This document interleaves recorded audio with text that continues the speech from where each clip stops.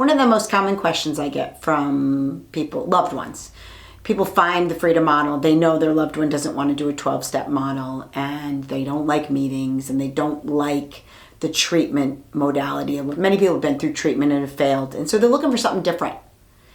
And they become concerned when they read our material because we talk about, people moving toward what makes them happy. And there's this idea that even that families have, that substance users can be, happier using heavily, that this substance user is never going to change their preference. Well, that's a good concern. I understand it. I mean, how can we affect at the Freedom Model a change of preference in someone who really likes getting high or drunk? And it's, in a lot of our material, we make it sound kind of easy. And the truth is, when an individual comes to us, typically they're ready to make a change. They want to make a change. They know that they like what they're doing, but they also know they don't like the consequences. They know that they know that their life can be better if they stopped using substances. Their relationships would be better. Probably their career path would be better. Their financial situation would be better. They know all of these things. Yet here they are, still using to excess and still experiencing all these negative consequences. So the question for the family is, how can we help them to change that preference? Well, we have 450 pages that helps them to do that. In the very first part of the book, we talk about you're not broken. You don't have a disease. You're not powerless. We also debunk the mythology surrounding the idea that people are caused to use by stress, by trauma, or even childhood trauma. There's not stressors that trigger people to use or cause them to use. Certainly, those can be the reasons for use, and that's an important distinction. Because the reason people use, everybody has their own personal reasons for liking what they like. And so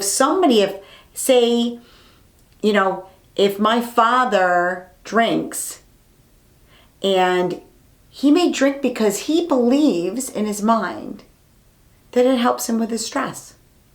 Comes home at the end of the day, makes himself a couple drinks. He feels like it helps him to relax. A couple drinks for him turns into several.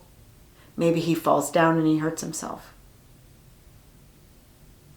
But his belief is, these drinks are going to help me and I can be happier in this moment with them than without them. So the next part of the Freedom Model helps him to see that.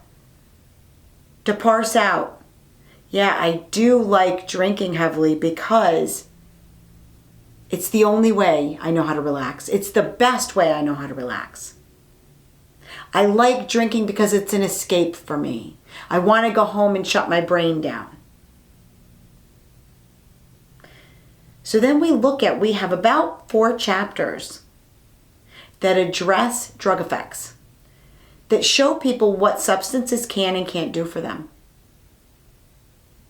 And the interesting thing about those chapters is it hits home. It kind of wrecks the illusion that you have of what substances are doing for you. I'll have people tell me it's my escape. But then when they really go back and look and think about it, when they start to get really intoxicated, they cry, they call people and tell them how terrible their life is. They do a whole bunch of things during that time period that show me, and should show themselves, they haven't escaped anything. It's going to be very illuminating for people.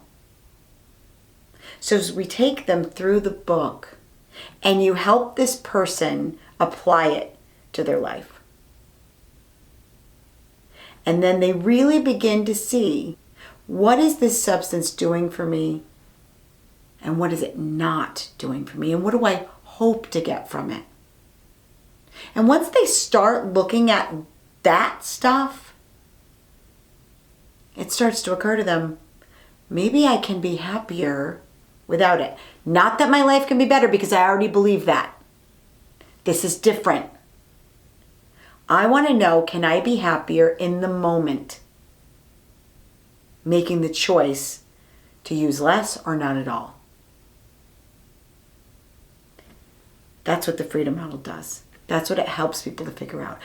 The reasons, the very personal reasons that people hold within themselves for why they use at the level they do, why they use the substances that they do, why they have that preference. And then those reasons are challenged. And you explore the possibility that you can be truly happier making a change. And you begin to imagine your life. What is my life going to be like? Now that I know what substances can and can't do for me, it kind of wrecks it, honestly. It's kind of funny. We'll have people call us. They'll leave the retreat. They figured it out. They go home. They experience something in their life that's difficult. Because life is hard for everyone at points in time. Life is really hard. And they'll go home and they'll call their presenter that they worked with, and they'll say, I lost my mother a month ago. And there was a time period that I would have started drinking and drank heavily through it and not been a help to anyone and been in my own world. And I thought about it. I thought about drinking. And then I thought about what it would do for me and what it wouldn't do.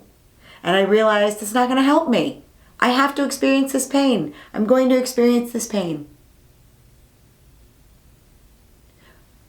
But the choice not to drink, it turned out I was happier not drinking.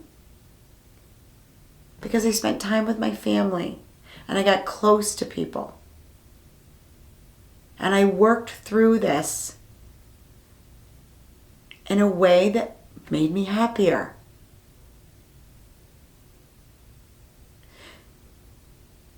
It changes your perspective. The goal is to change your relationship with the substance. That's what the freedom model is all about. That's what it helps people to do.